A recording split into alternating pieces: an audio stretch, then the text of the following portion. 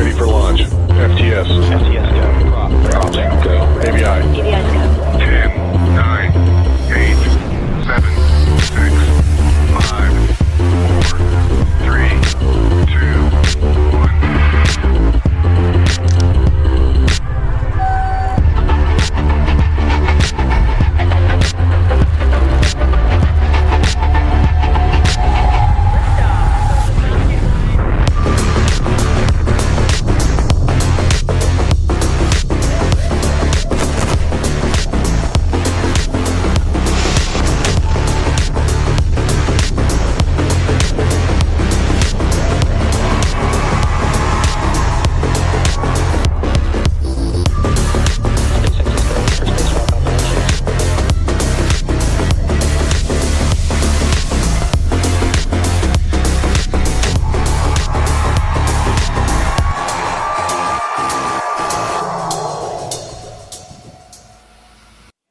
Now, as we mentioned at the top of the program, Falcon 9 is enabling these launches of the moon, including the Hakuto R mission, IM-1 a year ago, Blue Ghost, and Resilience, and of course tonight's IM-2 mission.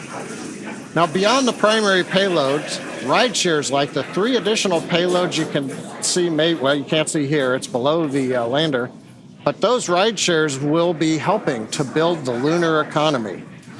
All these missions are something that Yomei is going to talk about. And these are going in flight.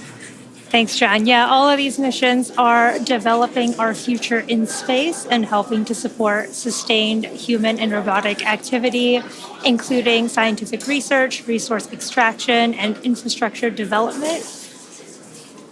Now, you should be able to see here some of today's rideshare payloads on the stack there, just below the Athena lander.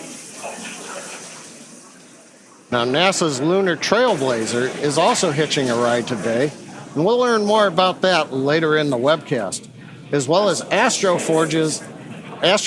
They're an asteroid mining company flying its Odin spacecraft, which is headed towards the near-Earth asteroid 2022 OB5. Gotta love some of those asteroid names.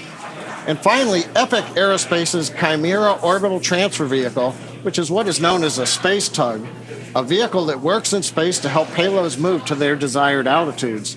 And we'll learn more about these in just a bit. Yeah, these systems are paving the way for our sustained presence both in space and on the moon as we deliver landers, crew, satellites, and rovers in the next few years, building up the moon's equivalent of low Earth orbit, which is known as lower lunar orbit, which will act as the staging point for future missions, supporting lunar communications and providing platforms for science and research. And in the near future, reusability will extend all the way to the moon, with reusable landers flying their first missions.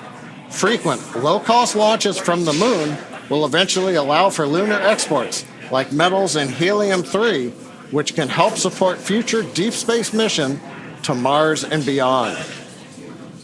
We're coming up at T-minus 5 minutes. Let's turn our attention to Falcon 9, the spacecraft. The good news is all systems are currently a go for on-time liftoff. Pressing for Starlink retract.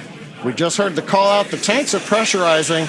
We're stiffening the Falcon 9 up in preparation for strong-back retract. The strong-back is the structure you see on your screen right behind the Falcon 9. You're looking right now at the payload fairing, inside of which Athena, the lunar lander, and the 3 rideshares are located. We also have had the transition to internal power for the spacecraft. That happened several minutes ago. Also, we heard some of the call-outs. Strong-back retract is running. Their strong-back retract begin to run. We have finished loading fuel on the first stage. We are loading liquid oxygen on the second stage, so we are on time, not working significant issues. What we're waiting to see right now is the 2 clamp arms from the strongback begin to open up. I think we can just start to see it now. It takes about 16 seconds to retract. Following that, we will then begin to recline the strongback away from the Falcon 9. Yep, and you can see those clamp arms are opening as we speak. The vehicle is nearly fully loaded with propellants and will complete at the T-minus 2 minute mark. The range is also green and ready to support today's launch And if for any reason we do not launch today, we do have a backup opportunity tomorrow at 7:11 p.m. Eastern Time. At this point in the countdown, both the first and second stages are nearly fully loaded with 1 million pounds of kerosene fuel and liquid oxygen. Falcon 9 uses two propellants. One's a refined form of kerosene called RP-1 or Rocket Propellant 1, and we also use LOX or liquid oxygen as our oxidizer. Now, fire generally needs three elements to ignite: heat, fuel, and an oxidizing agent, in this case oxygen. That's the fire triangle. In our case, the liquid oxygen is chilled well below its boiling point. That makes it denser, and that means basically we can load more of it into the rocket. Yep, and the third part of that fire triangle is a chemical known as TTEB, or triethyl aluminum and triethyl borane, which we use as an Stage ignition. 1 LOX load complete. There's that call out for stage 1 LOX load complete. And the combustion of RP-1 and LOX is what makes the rocket go, and it's that TTEB mixture that sets the match to the propellant mix.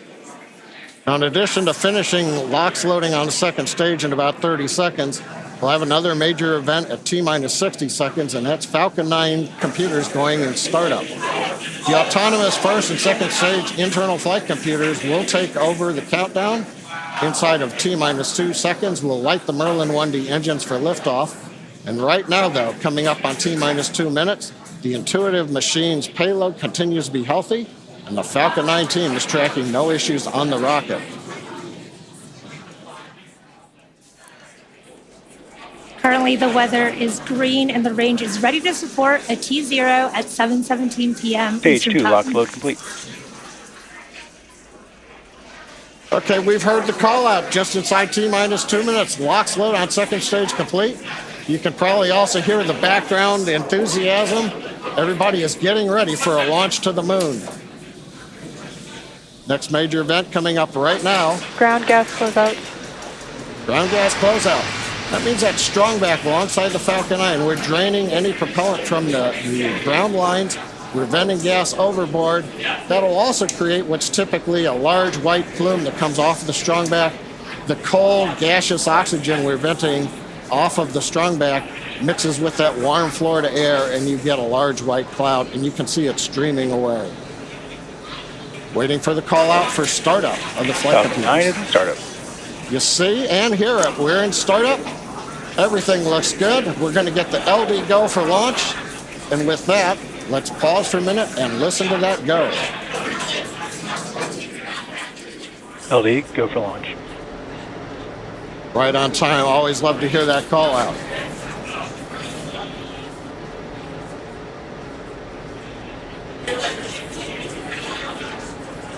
T-minus 30 seconds and 30 counting. seconds. All systems are go for launch of Falcon 9 with the Intuitive Machines lunar payload.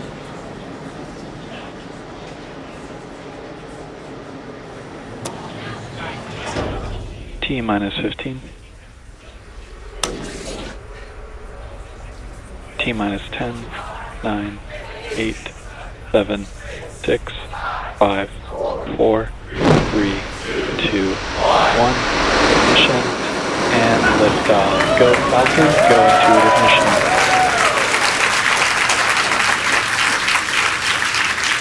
Beautiful, it's pitching downrange. And looking forward to the nominal.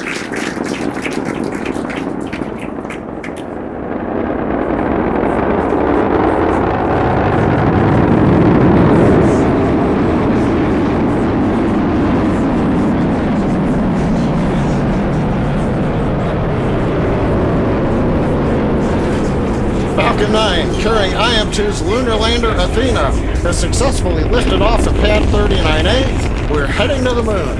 We heard the call out of the pitch kick. That's a small tilt of the vehicle. We're still going Power pretty much telemetry nominal. straight up, but now we're also slowly heading horizontal.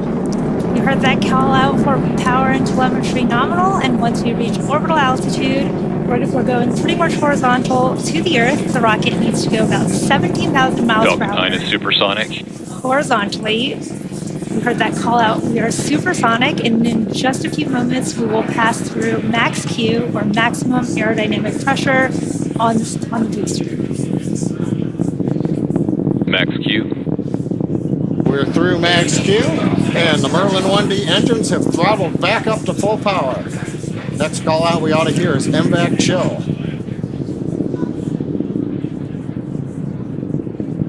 Falcon 9 data is continuing to look good as the first stage heads out over the Atlantic Ocean.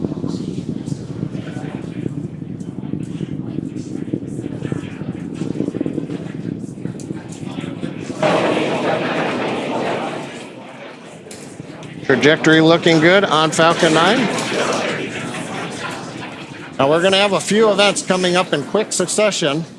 We're going to start with MECO, main engine cutoff. That's the point during the flight where we shut down the 9 Merlin 1D engines on the first stage. Then we'll go into stage separation, and then SES-1, which is the second stage engine start number 1. And shortly after MECO, stage 1 and 2 will separate from each other, with the first stage booster beginning its trip back down to Earth, while the second stage engine starts for the first time, known as SES-1, where the single Merlin vacuum engine on board the second stage will light up. This is happening in just a few seconds. MECO. Stage separation confirmed.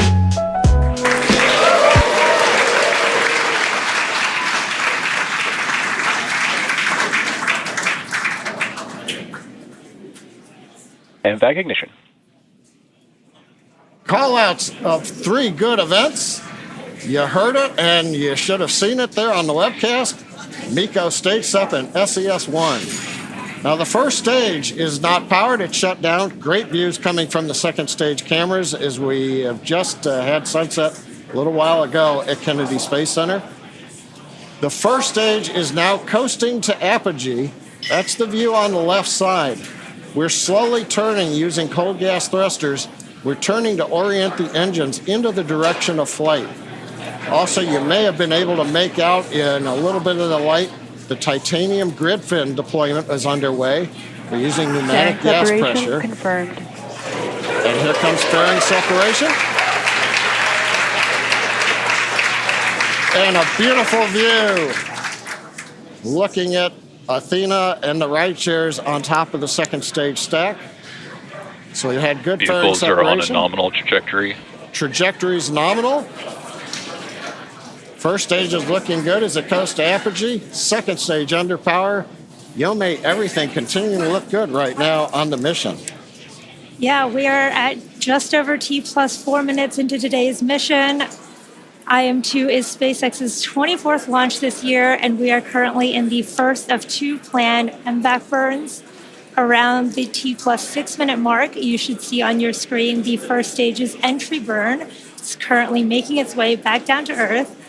And for that entry burn, we will relight 3 of the M1D engines on the first stage, starting with the center engine, followed shortly by the engines next to it, which will slow down the vehicle as it passes back into the Earth's atmosphere.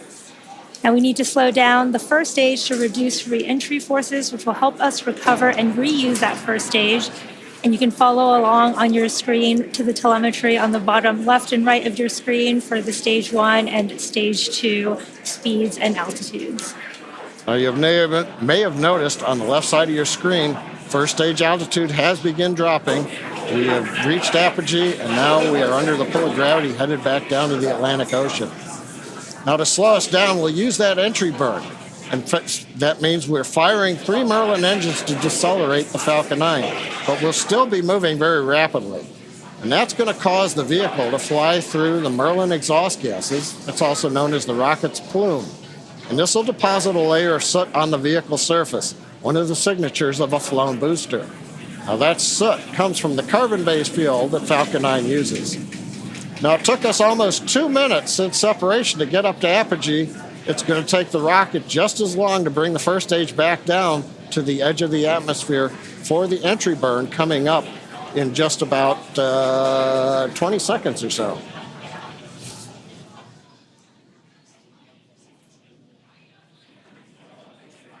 Now, as a reminder, the first stage that's supporting today's mission is performing its entry burn for the 9th time. Falcon 9 is the world's first orbital reusable rocket.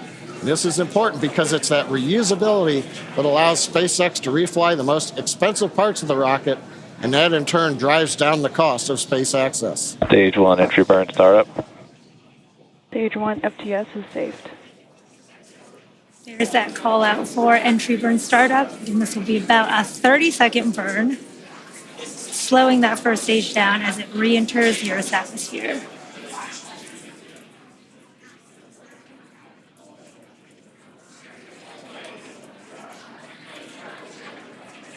Stage 1 entry burn shutdown. And there you can see the end of that entry burn on the first stage. And on your right, you can see the second stage still in the first of 2 planned burns carrying the Intuitive Machines 2 payload to the moon. Now, coming up next, we will shut down our MVAC engine on the second stage, followed quickly by the landing burn on our first stage. And the second engine cutoff of this first burn will be in just about 30 seconds at the T plus 7 minutes and 46 second mark. Stage 2 is in terminal guidance. You can see on your bottom right the speed of the second stage accelerating as we are in that burn. Stage 1 transonic. Stage 2 STS is saved.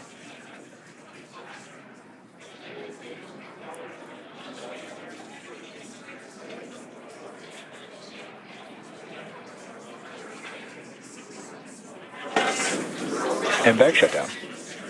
There's that call out for MVAC shutdown. And we should be getting a confirmation of a good orbit as Stage well as 1 landing burn. there is that stage 1 Nominal landing parking burn. orbit. And that confirmation of a good orbit on stage 2. Let's watch stage 1 come back home. Landing leg deploy.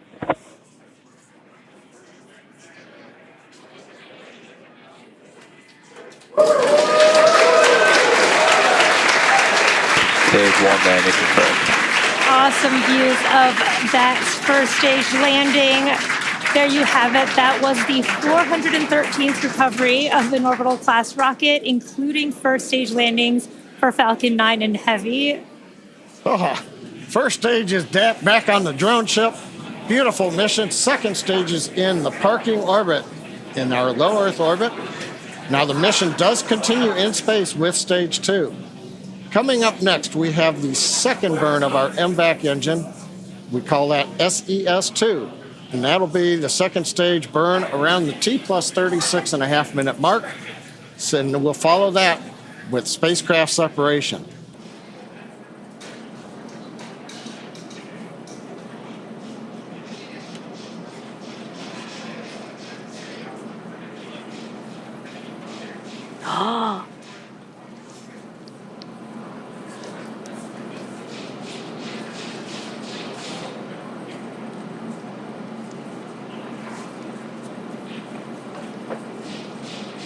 Odin deployed, as you heard over the net. Status, Odin's away. Lunar Trailblazer, separation confirmed. Lunar Trailblazer away.